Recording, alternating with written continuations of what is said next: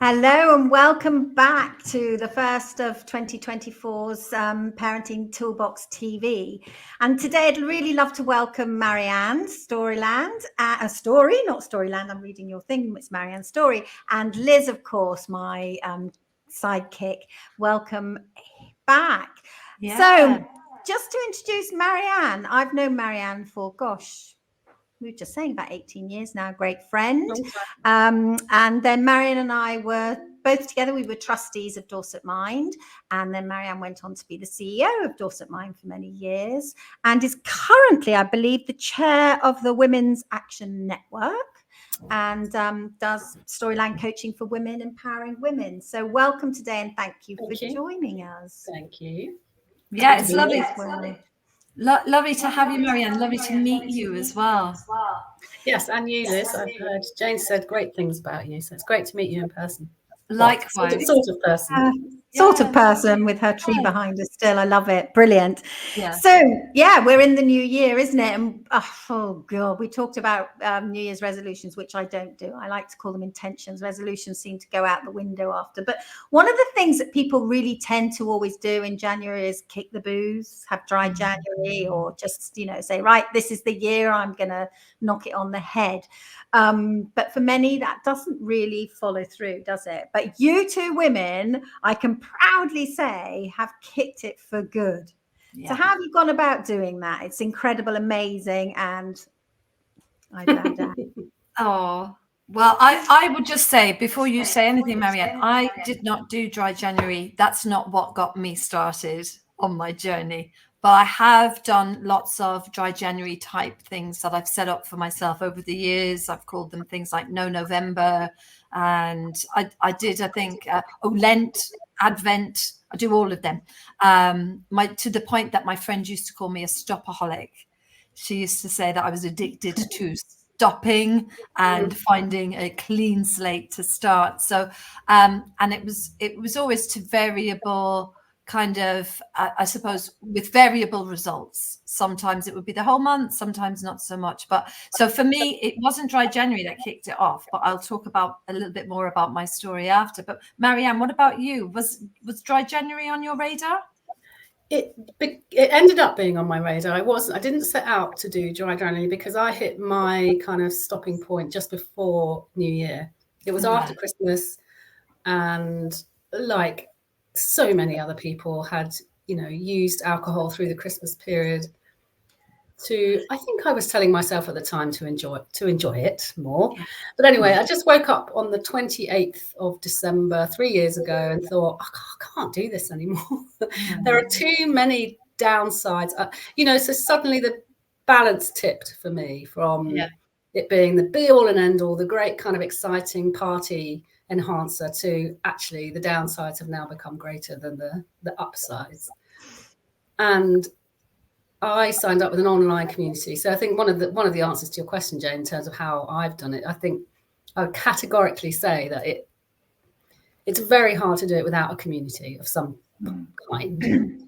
And I signed up to an online group and just signed up to 30 days, which I think, looking back, probably did start on the 1st of January, but it wasn't about January for me. It was about reaching that kind of end point. So the timing was coincidental, even though it did end up being dry January. My first challenge was 30 days.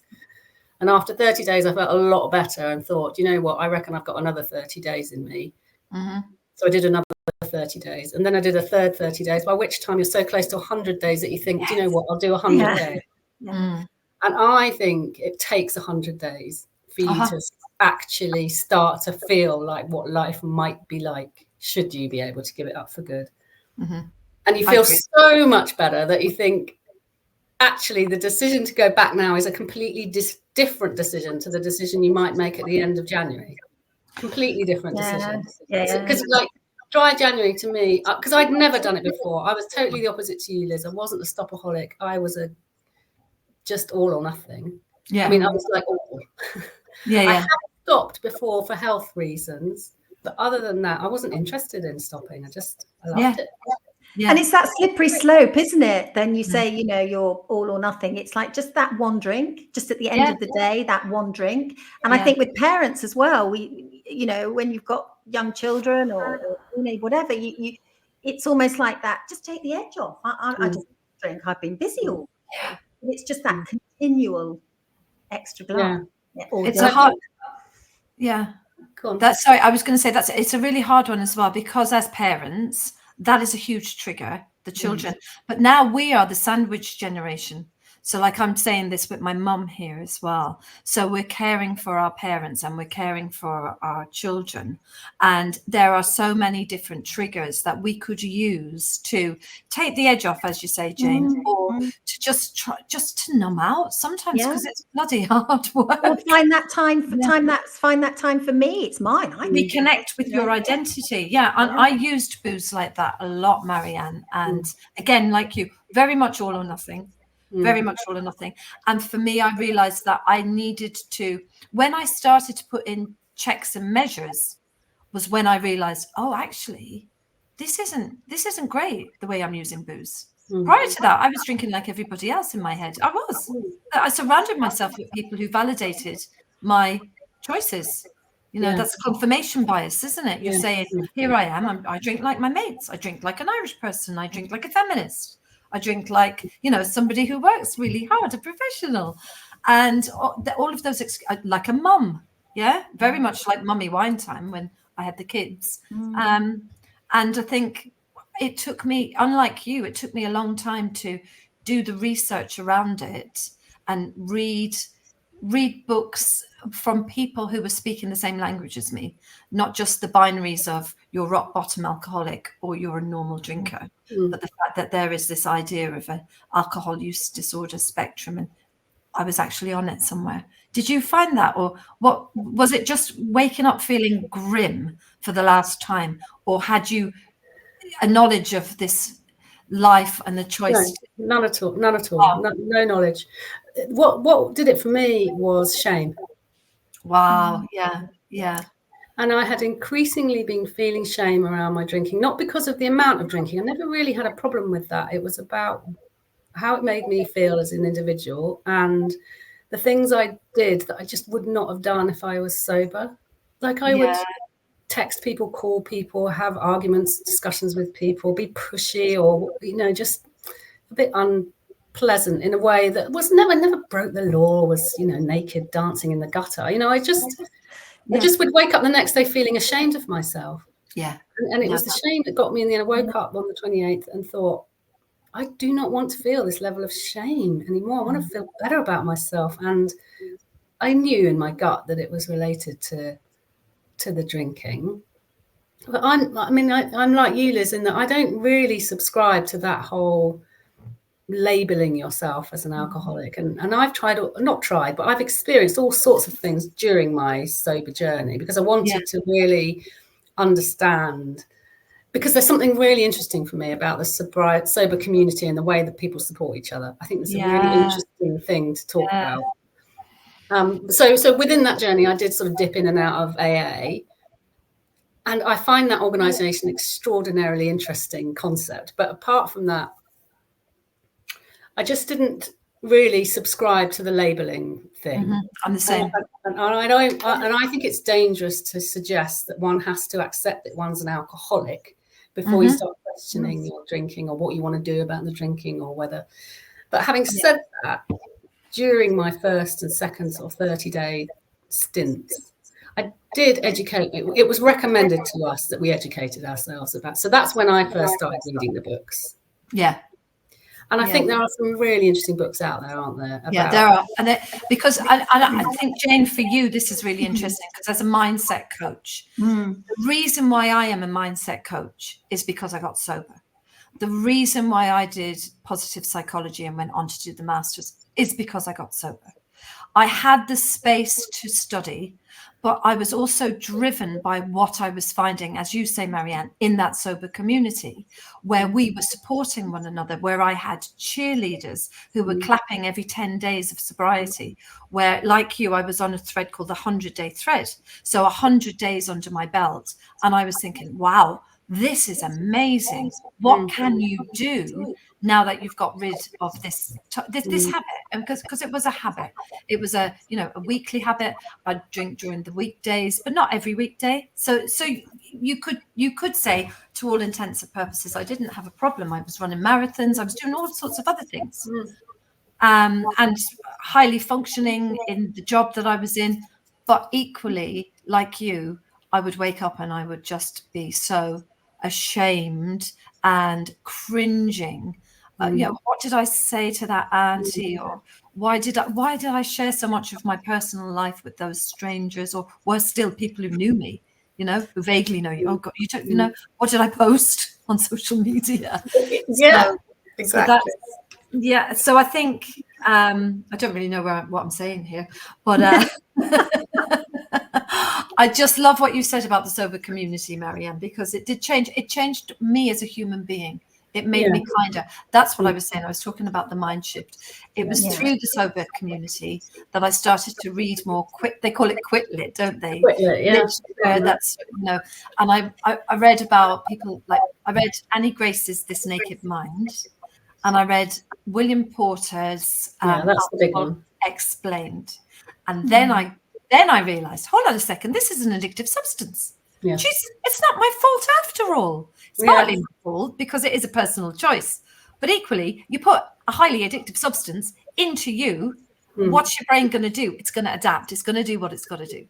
So it's going to want more. It's going to drive you for more. So these are cravings. And I learned so much about the neuroscience that changed, and about reframing, which is a really, really important tool in positive psychology, that I've applied it to every level of my life. Yeah, but you were just implying then, that sort of came out your mouth slightly about being kinder. I'd heard starting to come out. Was that being kinder to yourself, or kind of just generally around?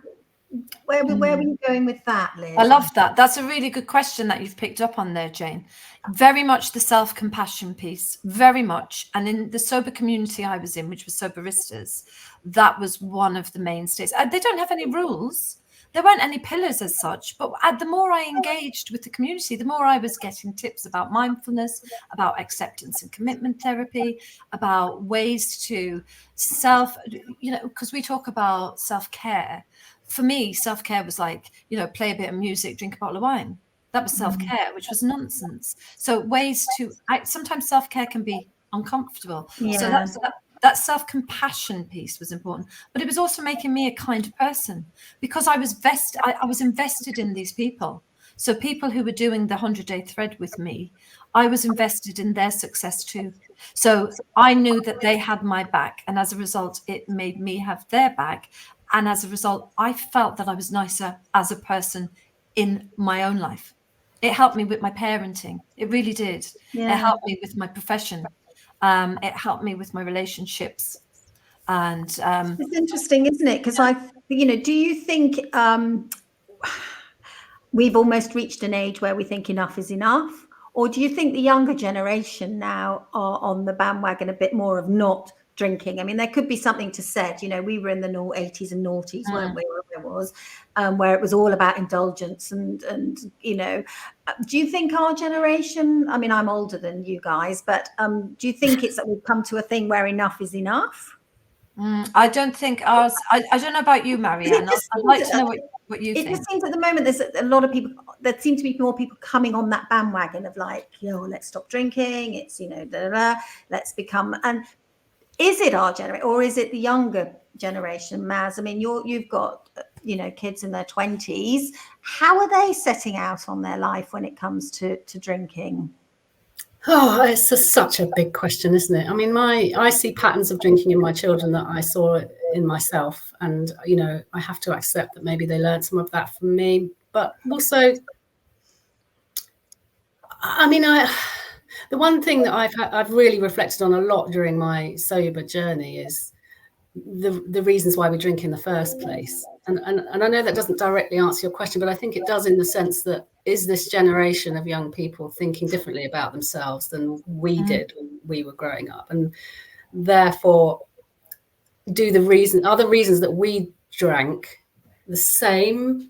I don't know. And I think it's a really interesting discussion. But and a lot of the women that I work with, you know, so many women and of our generation in particular are coming at life from this "I'm not good enough" kind of mindset. Not mindset, that's the wrong word, but this I'm not good enough kind of script that's so deeply entrenched in us. Yeah, because it's been handed to us by generations before us, by our kind of post-war parents, and you know, it's complicated about why so many women come at life from an "I'm not good enough" story. And for me, that's where I see the drinking, and I think you mentioned it, Liz, as a kind of numbing activity. So it's really exhausting to live your life with an "I'm not good enough" script playing in the background. I mean, it's really exhausting. And so drinking is, you know, we say it's because I've had a busy day at work, but actually you've had a day at work where you've had to battle "I'm not good enough" all day, and so the drink just turns that off. Do you know what I mean? That's what I see repeatedly with my clients, and I don't see that so much in the younger generation, but I think that they have a whole bunch of different stuff, don't they? So yeah, that's true. I don't necessarily see myself and in the children that I interact with that it's really a great deal less, but I do hear on the grapevine that this generation are certainly drinking differently. I mean, it's so expensive apart from everything else. Absolutely. Just thinking about your script of that post-war generation, you know, I'm not good enough. I think that, you know, children today, we are empowering our children a lot more. Yeah. Now. I think our children, you know, probably don't have those scripts as much. I do wonder whether that is the case. Because they definitely see the world differently. You know, they're angry about climate change, and I think their priorities are different. Their sense of themselves is different, I think. Yeah, I think social media has a lot to do with that as well. Because if you think back to when we were drinking in the early days, my God, you don't want to have that on social media platforms all over the next day. You know, it's bad enough with the internal shame, never mind the external exposure. But there was a YouGov, just this week it came out, and you might have seen it in the news, 44% of kids say they don't drink. That's phenomenal. There's a jump from 12% from last year. But I remember this because when I was in front of an A-level class a few years ago, it was 33%. And I kind of looked at it with kind of my eye cocked and thought, I'm not sure about that. And I said it to my film studies group of A-level kids who were in that demographic. So they're at the lower end, the 18-year-olds, 18 to 25-year-olds this is. And I said, who drinks? You know, we were being honest, having a conversation, because they asked me about whether I drank. And they said, when they put their hands up, there was 9 in the group, and 3 of them put their hands up and said they didn't drink at all, which just was there. It was evidence that it was a third at the time.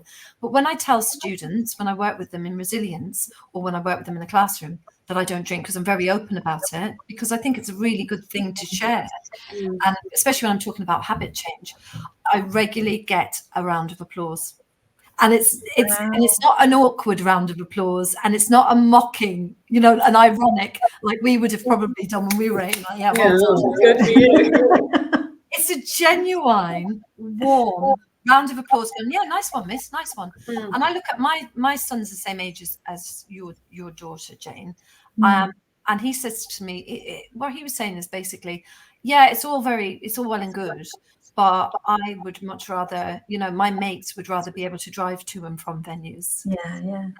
It costs a fortune, as you said, Marianne. And I think they're just too self-aware when it comes to how they're presenting themselves in the world as well. Yeah. They're very clean focused, aren't they, a lot of the time, that age group as well. So there's that out of control thing too, isn't there? I get, you know, I don't know whether there's so many other things that they're worried about, that actually getting to that point of feeling out of control is just one step too far.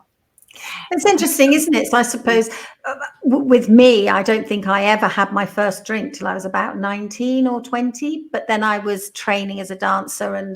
But I remember saying to my dad once, how can you go to a drinks party and drink when you're not thirsty? He used to look at me and go, you'll understand one day. Anyway, I did understand in the end. I did understand in the end. But for me, it was all moderation and whatever. But that's, you know, went by the by and whatever. But, you know, I have been working really hard at not drinking. You've done, how long has it been? Tell us. Well, I gave up it just after my birthday in September, and I did lapse and have a few over Christmas. But since then, I've stopped again. So we'll see. Tell me. For me, it's like I don't ever want to say never to myself again. Yeah.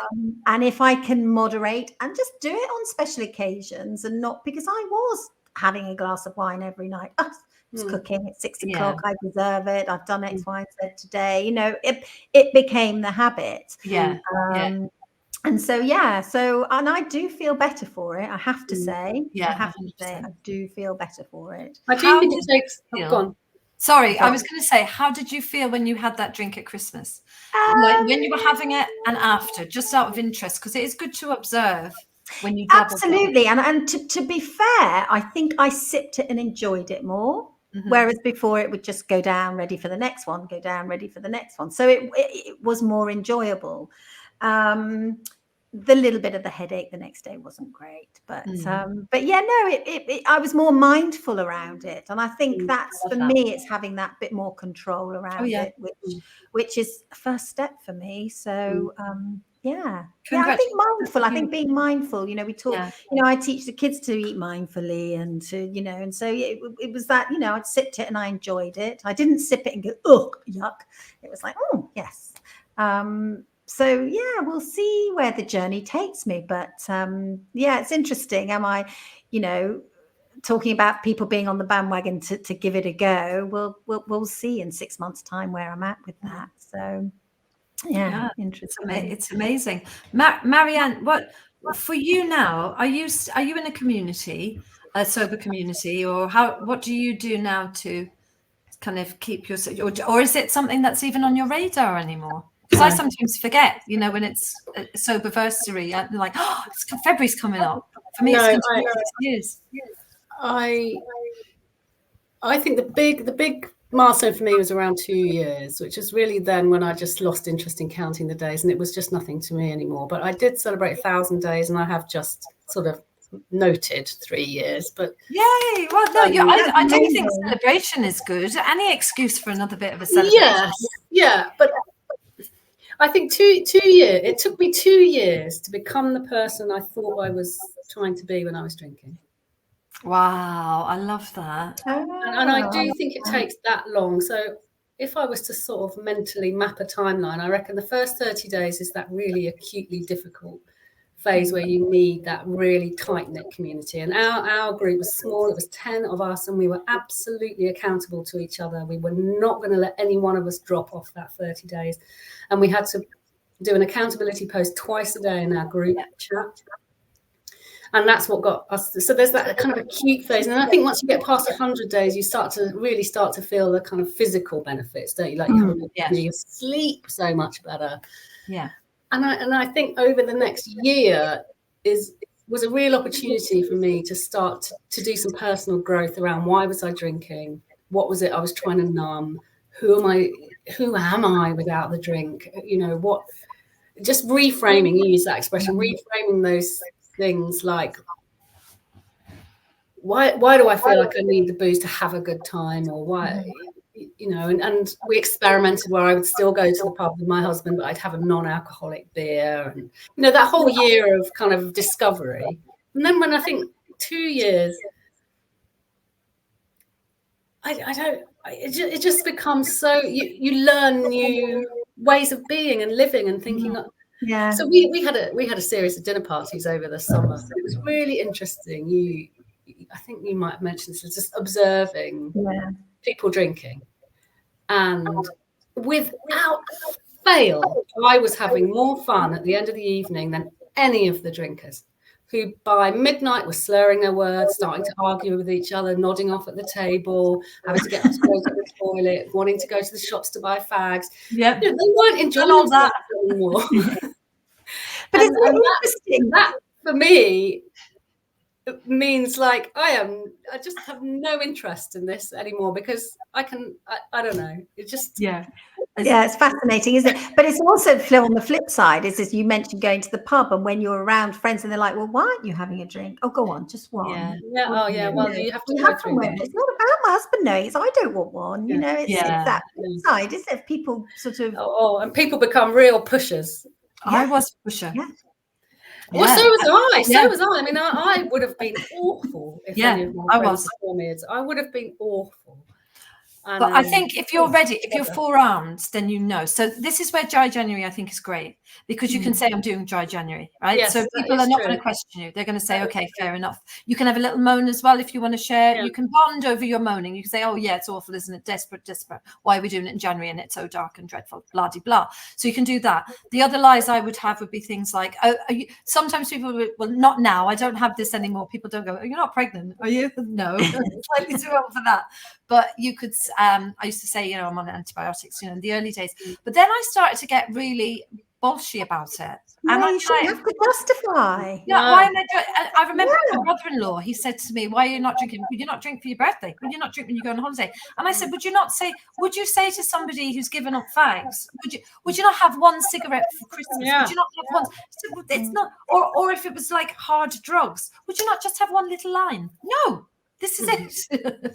So I think it's important. And when I said that, it kind of shocked him into it, to realizing the nonsense of just have one glass, just have one, just here. Because I don't know about you, Marianne, but moderation for me, Jane, you are blessed if you can moderate. Moderation for me was misery. It was misery. Because I was constantly trying to just put in this much, constantly breaking promises to myself. To live a life where you are perpetually breaking your promises is absolute misery. And that is one of the most freeing things of sobriety. I no longer lie to myself. I'm authentic. I show up as who I am, as you were alluding to that, Marianne. You know, after your 2 years, there's no more of this. Oh, I'll just have one. Oh, and then lying and saying, I'll start again on Monday. I'll start again. Blah, blah, blah. Or that horrible voice that's in your head. Well, it just reinforces that shame thing, isn't it? Every time you let yourself down, there's more shame to feel. And that just makes you want to have a drink. And it's just like giving up entirely stops you having to think any of that through. It just opens up a whole load of bandwidth about, well, I don't have to make any decisions about it now because... So free. Yes. Oh my goodness, this conversation could go on and on and on. It's just fascinating, isn't it? But we have come to the end, really, but not the end, because I know, how crazy is that? Maybe we should call this Volume 1. Yes, that's a good plan. Absolutely, I think, and see where we're at in a few months' time. But if anyone wants to reach out to Liz, Marianne, they can reach, you know, on LinkedIn, Facebook, or myself for anything. But also, I'll put your details, if you can drop me your email, your emails, your websites, we'll pop them in the links below so people can reach out to you. And but yeah, just one final bit of advice. If someone really is seriously, just not on the dry January thing, but really seriously wanting to kick this, kick the booze for good, just from each of you, which one bit of advice would you give? Marianne, what would you say? Key advice. Find a community. And even if you don't feel like you mean it, tell yourself you don't drink anymore. Just keep saying it in your head. But find a community to actually. And if you can't think of anything else, there are AA meetings all the time, everywhere, and they are full of people just like you.